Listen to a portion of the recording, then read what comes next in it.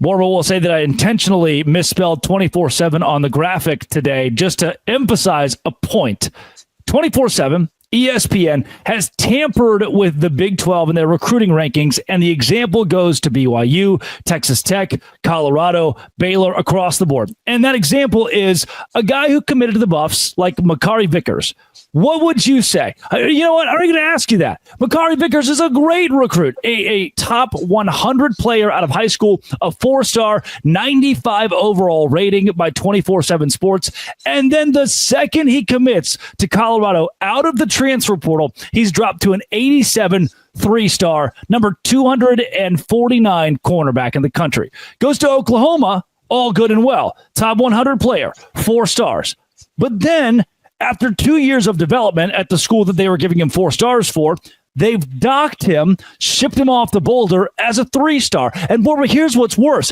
The entire time he spent on the roster at OU, he was a 4-star. He counted in the strength of schedule as someone who boosted the overall acumen of OU. But the second he comes to Colorado, Oklahoma's lost dead weight by getting rid of a 3-star kid, and Colorado has picked up a washed player who wasn't developed at all. Gone are the days where 2 years of sitting on the bench are normal in college football because you're developing. Now, he's docked points and hurts Colorado in the transfer portal because 24/7, ESPN, CBS, these properties have it out for the little man.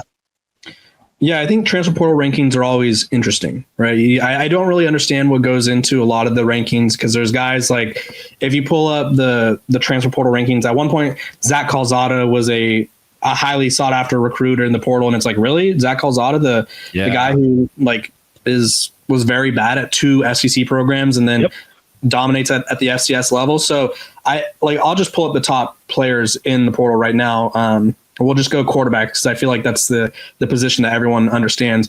Luke Kromanek, Florida State superstar, backup to Brock Glenn, who was awful. The second overall player in the portal at quarterback. Fernando Mendoza at Cal, very solid quarterback. I'm not going to take that away from him. Third ranked quarterback, Malik Murphy, 4th.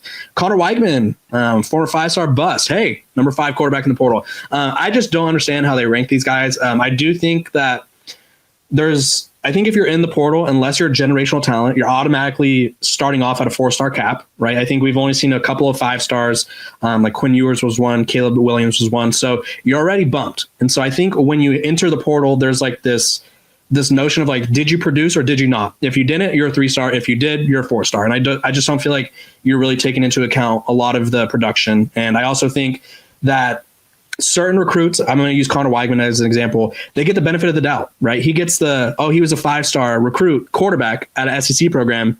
Even though he didn't play well, he gets the benefit of the doubt. So I feel like that's interesting because I look at a guy like Caden Salter, who granted played at Liberty, not SEC program.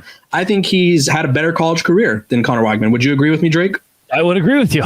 Yeah, he's number 11 behind Aaron Noland, who's yet to play. Walker White at Auburn hasn't done much or anything. Jackson Arnold, bust. Darian Mensah, the Tulane quarterback, should be the number 1 quarterback in the country, considering he got paid $8 million to go to Duke. But hey, we got SEC quarterbacks who were almost okay.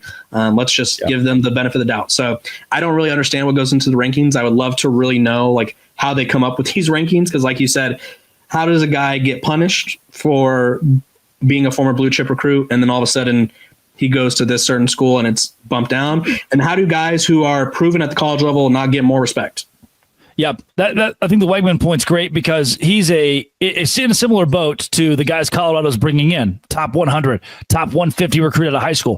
Why does that kid who's exploring the bigger schools in the country get the boost from that? Oh, okay, well, he's getting offers from a Michigan or offers from an Oklahoma or whoever. So obviously we leave him at a 4-star and a 95 overall. But and this goes too for Nikyle Green, a kid out of Colorado who goes to Alabama. And listen to this, Borba. 4-star, 90 overall when he goes to Colorado. And he's a 4-star, 90 overall when he goes to Alabama. So why does he get to retain a 90 overall? But when a kid comes to Colorado, a Caden Salter even, when a kid comes to Colorado like Makari Vickers, he has dropped 8, 9, 10 points. And it's happening at Colorado, at Texas Tech, at Baylor. To me, This is something every fan base in the Big 12 should be irate about because they are devaluing your players. They're devaluing their NIL. These kids will make less money because they're going to a school like a Colorado that is not as highly sought after as a Alabama or an Ohio State. And to me, you're playing with kids' careers here by what? And okay, wow, whoa, soapbox. How? What idiots? Like, you know what? That player who I haven't watched in 4 years, they're 9 points better now because they're going to Colorado.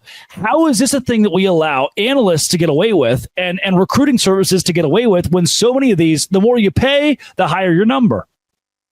Yeah, I honestly wish there was and this is what I feel like every recruiting system could use or at least make more public, is what is the process to evaluate, right? Tell me why we're ranking some former 5-star quarterback who hasn't played it at all above a bunch of other quarterbacks who are proven at the college level, right? We're not, and I think people forget this, and ranking college football players is not based on NFL potential. It's not based on, like, these guys are in college, so we know what they've done and we know who they are.